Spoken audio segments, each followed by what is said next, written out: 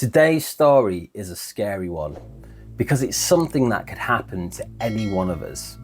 And it really does highlight the question, is it safe to mountain bike in the winter?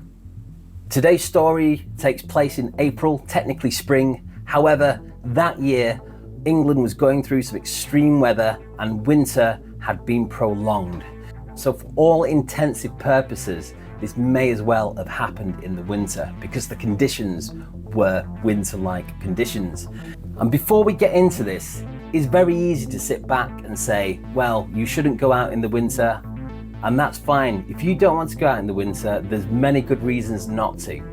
But if you want to, we're also all grown-ups here and we can make our own decisions. Actually, in today's video, I've actually included my crash that happened on the day I met Clifford as part of the compilation, which you'll see in a moment. So it's very easy, it could happen to any one of us. So let's have a look at this story.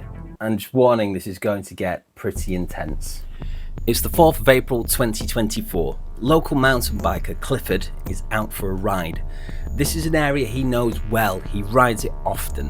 So it should just be like any other ride. However, today was going to be very different.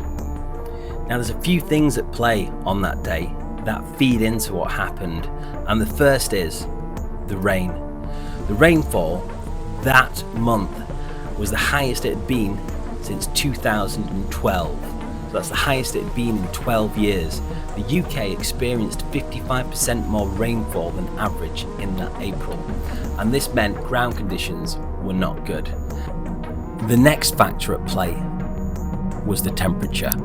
It was 4 degrees that day, and in reality, because Clifford was in the moors, it would have been closer to freezing, meaning that if anything was to happen, he would have a very short amount of time to be found and rescued. When we go mountain biking, the last thing we want to do is put on lots and lots of layers. We will put a few layers on, but if you overdress, you will overheat. And that means you are very susceptible to the cold once you stop moving. And this would be the last factor in play here that day. Clifford was taking a section of downhill that he's taken many times, and there's an important thing to note about this area. The National Trust has put down thick, heavy stone slabs on the walkways, on the paths. And the reason being is this area is prone to being extremely boggy, making it virtually unusable for anybody. So it is a necessity, and it does make for some great riding.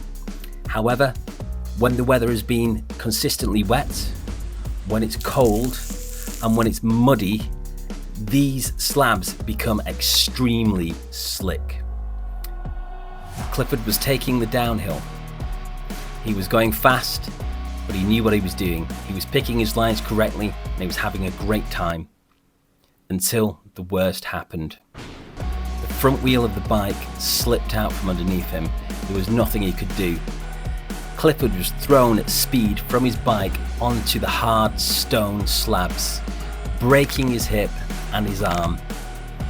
He was now in a life and death situation. The weather was cold, it was damp, and the sun was going down. Clifford had a very short amount of time to call for help. But there was another issue that we've not talked about yet, and that's phone signal. Now on the moors, the phone signal is patchy at best. Clifford knew there was a good chance he was in an area where he would have absolutely no reception, meaning the likelihood of rescue was extremely low. It was very unlikely at this time of day, in this weather, this time of year, somebody would come by and find him. Clifford reached into his pocket and pulled out his phone and stared at the signal. And it was a miracle. He had enough signal to be able to call for help. So he did so. You may think now that Clifford has called for help, things are over, but this situation is far from resolved. Clifford now has the next most brutal battle to fight, and that is the cold. He's laying on the floor and the heat is being sucked out of him.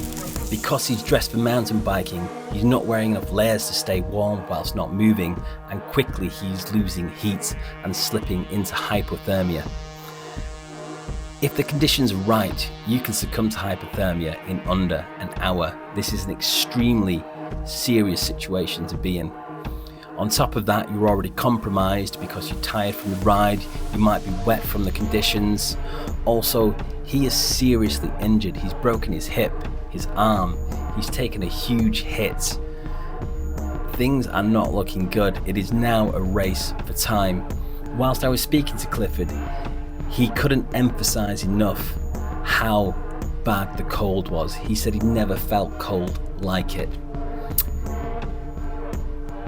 I can only imagine what a relief it would have been when he saw mountain rescue approaching. To get himself off the floor, to stop himself from succumbing to the cold, and this could very well have been a factor that saved his life. He was stood up to keep himself off the ground, to stop the warmth being sucked out of him, and I could only imagine the amount of resolve and bravery it would take to stand there with a broken hip in the cold. The amount of pain he must have been in, it's just unbelievable. Thankfully, this story ends well. He was rescued, he's made a pretty much full recovery, and as you see, he's out riding again. But it just goes to show that in winter, an accident can be far more serious than in the summer. You have a very short amount of time to be found well. So there are things we can do to actually make cycling in the winter safer. And one of those things is planning. If you plan your route, if you map it out, then you can tell somebody where you're going. Today, we have many apps and online options for planning our routes. You can even share the actual physical map with somebody via your phone. This is a very good option. That way, if you don't arrive at your destination or you don't come home when somebody was expecting you, somebody will know to raise the alarm. One of the other things we can do is go out prepared. Now, there's something I absolutely love, and it's this. It's a foil blanket. A foil blanket can be deployed in an emergency. It's extremely lightweight. You won't know you have it on you. It can actually fold up and fit in your pockets, and it's amazing at reflecting heat. Once you have this thing round you, it will reflect your body heat back into you, and that will buy you vital time when you're waiting for rescue to arrive. The next option is GPS. Now, a lot of us already have fancy bike computers, and I know mine will actually allow somebody to track my ride as I go. So they can follow along online as I'm moving. And if they see me stop in an area for a long period of time, or if I don't arrive back, they can go on and have a look and see exactly where I am. And that way, they can alert the authorities or the relevant people and send help. The final option, if you have the money to spend, this is well worth investing in. It's a satellite communication device, a GPS device. You can use these to send text messages, to send an SOS. They are pretty much foolproof. Providing you can get to it and press the button, they are an absolute lifesaver. They are at the more pricey end. However, if you have the money, it's very difficult to put a price on your own safety. So that's the end of the video today. Thank you so much for watching. I really hope you found this useful.